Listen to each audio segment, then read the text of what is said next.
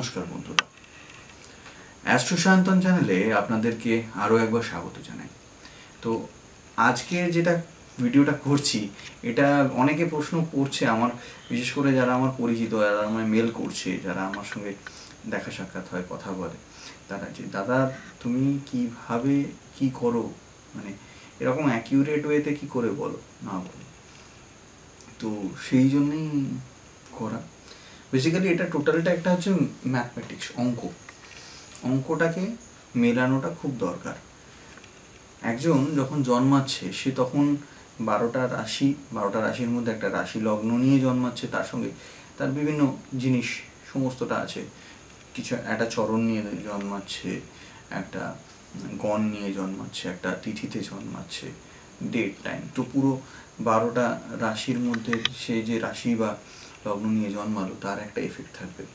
যে গ্রহগুলো যে যে জায়গায় বসছে, কারণ জন্মকালীন ছকে সে যখন জন্মাচ্ছে তখন গ্রহদের যা অবস্থান সেই হিসেবে ওটাকে ধরা হয় তার জন্মছক। তো সেই তার এফেক্টটা রয়েছে। তার সঙ্গে সে যখন আসছে আমাদের কাছে বা আমার কাছে বা যে কোনো কারোর কাছে যখন যাচ্ছে, তো তখন গ্রহদের অবস্থান কোনটা কোথায় আছে, তার কি প্রভাব আছে। আজকের কোনো কারণ ছাড়া তো নক্ষত্রগুলো নেই। 27টা নক্ষত্র তার নিয়মই নয়। 27টা নক্ষত্র নিশ্চয়ই প্রয়োজন আছে, দরকার আছে তার।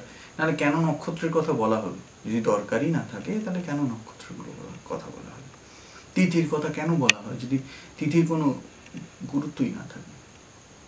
তো সেই পুরো জিনিসগুলো যে পুঙ্খানুপুঙ্খ অঙ্কটা মেলাতে পারে, অঙ্কর সূত্রটা যে জানে, অঙ্কটা যে করতে পারবে, তা সে অ্যাকিউরেট বলতে পারবে। এবং সবথেকে বড় জিনিস, আজকে যদি কেউ এই সূত্রটা জানে তাহলে সে একদম ছোটোর থেকে যদি শুরু করি, মানে পড়াশোনা, তো পড়াশোনায় মাধ্যমিক বলুন, উচ্চ মাধ্যমিক বলুন, বা বাচ্চাটা পড়াশোনা কেমন হতে পারে, বাচ্চাটা কী সাবজেক্ট নিয়ে পড়তে পারে, পড়াশোনা, চাকরি বাকরি, সাংসারিক জীবন, ব্যবসা বাণিজ্য, বাড়ি ঘর, এভরিথিং একদম অ্যাকিউরেট বলা যায় কি হতে পারে, কি ধরনের হতে পারে।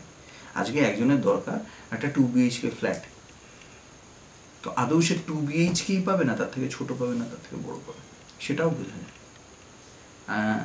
বলতে গিয়ে তাদের বলাটা উচিত নয় হয়তো, তবু এই কিছুদিন আগে একজন পরীক্ষা তো হয়ে গেছে, তো পরিচিত ছেলেটা ক্লাস 12-এ, তো জিজ্ঞেস করছে দাদা পরীক্ষা তো দিয়ে দিয়েছি, তুমি বলতে পারবে কতটা কী হবে?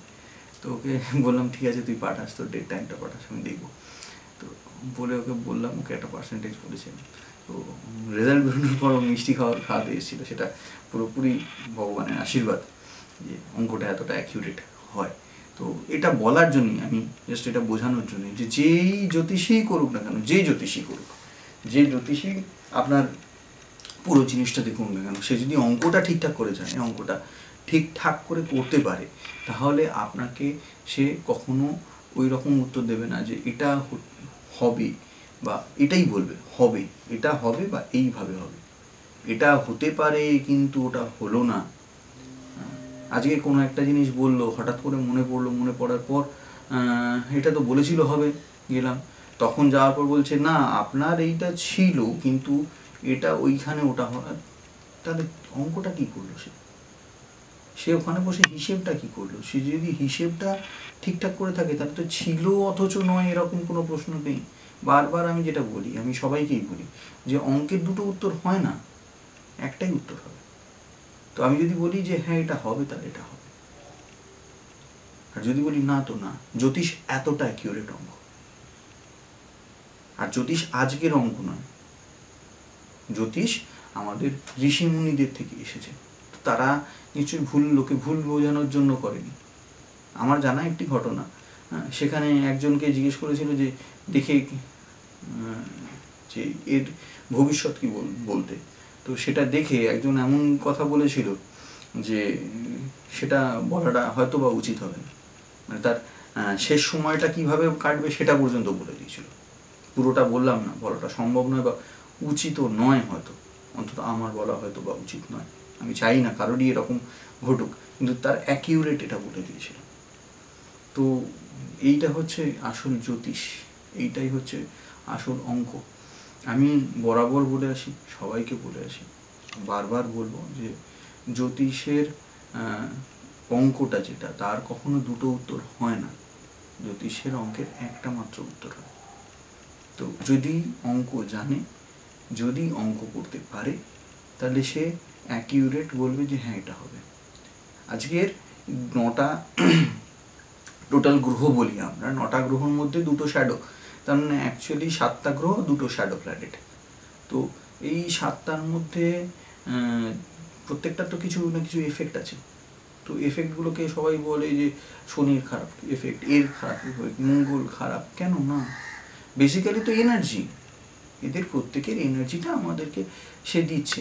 আজকে চন্দ্র চাঁদ সবার থেকে আমাদের কাছে, চন্দ্র সব থেকে ক্লোজ আমাদের কাছে। তো যেহেতু চন্দ্র সব থেকে ক্লোজ, তার এফেক্টটা আমরা বেশি পাবো। আবার স্যাটার্নের এফেক্টটাও আমরা পাই। তো প্রত্যেকেরই এফেক্ট পাই। তো ওই এনার্জিটাকে আমি যেভাবে ইউজ করব, আজকের কেউ যদি শনি 7:30 সময়টাকে ঠিকঠাক, সেই পিরিয়ডটাকে টোটাল ঠিকঠাকভাবে ইউজ করতে পারে, ঠিকঠাকভাবে ধরতে পারে, তাহলে লাইফের গোল্ডেন টাইমের মধ্যে একটা টাইম হয়ে যাবে ওই 7.5 বছরটা। সে কোনোদিন ভুলতে পারবে না যে এই টাইমে আমি এই জিনিসগুলো পেয়েছি বা আমি এতটা উপরে উঠতে পেরেছি। আজকে রাহুকে লোকে ভয় পায়, কিন্তু রাহু হচ্ছে একটা এনার্জির সোর্স বলা চলে, এনার্জির সোর্স। রাহুকে নিয়ে যখন আলোচনা হবে, রাহুকে নিয়ে আমি পুরো ডিটেলস একটার পর একটা করতে থাকবো, তো তখন জানতে পারবেন যে অ্যাকচুয়ালি রাহু কে, রাহুর বাবা কে, মা কে, রাহুর কীভাবে তৈরি হলো, কী হলো না হলো, তার এনার্জিটা কতটা। তো তখন আরও ভালো করে বুঝতে পারবেন। রাহুকে সবাই প্রচণ্ড খারাপ হয়, প্রচণ্ড নেগেটিভ ছাড়া কিছু পাওয়া যায় না। কিন্তু রাহুর ওই এনার্জিটাকে ইউজ করলে আপনি যে কতটা পজিটিভে যেতে পারেন, কতটা ওর থেকে বেনিফিট নিতে পারেন, ইউ নেভার নো। কিন্তু সেটা গাইড করার মতো কেউ নেই। সবাই শুধু একটা স্পেসিফিক জিনিসে আটকে আছে। এখনকার জ্যোতিষে 7.5 ঢাইয়া রাহুর দশা চলছে, মাঙ্গলিক, না হলে এই করতে হবে, সেই করতে হবে, এই পাথর করতে হবে। এটা জ্যোতিষ নয়, এটা জ্যোতিষের নামে ভুল বোঝানো। তো আমি বলবো জ্যোতিষটাকে ঠিক করে জানুন, যে তুমি জ্যোতিষকে ভালোবাসুন, আর যে অঙ্কটা আপনার জীবনকে একটা সুষ্ঠু সুন্দর পথে নিয়ে যেতে পারে। আজকে যদি আপনি নিজে বুঝতে পারেন যে হ্যাঁ আমার জন্য এই কাজটা ভালো, এটা ভালো নয়, অন্য একটা কাজ ভালো নয়। আপনি ধরুন আইটি সেক্টরে যেতে চাইছেন, ভালো কথা। এবার আইটি সেক্টরে গিয়ে আপনাকে নাইট শিফটে কাজ করতে হবে। তো আপনি নাইট শিফটে কাজ করতে গেলেন, কিন্তু অ্যাকচুয়ালি আপনার এই পুরো ছক এবং সব কিছু মিলিয়ে আপনার নাইট শিফটটাকে সাপোর্টই দিচ্ছে না, আপনার এনার্জিটা সারাদিন। তো আপনি নাইট শিফটের কাজ করলে কি করে কাজ করবেন? সম্ভব কি? হবে না। সেই কাজ আপনি বেশি দিন গিয়ে করতে পারবেন না। তো আপনাকে সেইটায় তো গাইড করার জন্য কাউকে দরকার, সেই গাইডেন্সটার জন্যই জ্যোতিষ। আজকের যদি আপনাকে জ্যোতিষ পুরোপুরি বলে দেয় যে আপনি এই প্রফেশনটাকে সিলেক্ট করুন, হঠাৎ করে আমি জাস্ট একটা উদাহরণ দিচ্ছি, বলুন তো এত লোক থাকে, তাহলে ফায়ার ব্রিগেডে কিছু লোক কী করে, স্পেসিফিক ওই লোকগুলো ফায়ার ব্রিগেডেই যাচ্ছে? How is it possible? না, পরীক্ষা দিয়েছিল, পেয়ে গেছিল। পরীক্ষা তো অনেকে দিয়েছিল, তাই না? তো পরীক্ষা অনেকে দিয়েও সে ফায়ার ব্রিগেডে পেয়েছে, কারণ তার ওই এলিমেন্টটা কাজে আসে। তার যে গ্রহগুলো যেভাবে আছে বা যে গ্রহের সাপোর্ট সে পাচ্ছে, তাতে ওই ফায়ার ব্রিগেডের কাজটাই তার হবে।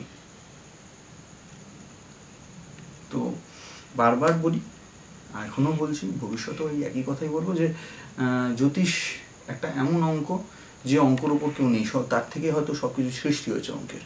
তো জ্যোতিষের অঙ্ক একদম অ্যাকিউরেট অঙ্ক হয়, জ্যোতিষের দুটো উত্তর হয় না, একটাই উত্তর হয়। কেউ যদি ঠিকঠাক করে অঙ্ক করতে পারে, একটাই উত্তর হয়। তো যদি মনে হয় যে আমাদের থেকে ভালো কিছু পাচ্ছেন বা ভালো লাগছে, ভিডিওগুলো ভালো লাগছে, আস্তে আস্তে অনেক কিছু জানতে পারবেন ইন ফিউচার, কীভাবে কি সামান্য কিছু জিনিস নিজেদের ঘরেই কিছু চেঞ্জেস আনলে অনেক কিছু পাল্টানো যায়, অনেক এনার্জিকে পজিটিভে আনা যায়। তো যদি ভালো লাগে, যদি এগুলোকে জানতে চান, তাহলে অবশ্যই আমাদের সঙ্গে থাকবেন, চ্যানেলটাকে সাবস্ক্রাইব করবেন, ভিডিওগুলো দেখতে থাকবেন। আশা করছি ভালো লাগছে, দেখতে থাকুন। পরের ভিডিওতে দেখা হচ্ছে, ততক্ষণের জন্য নমস্কার।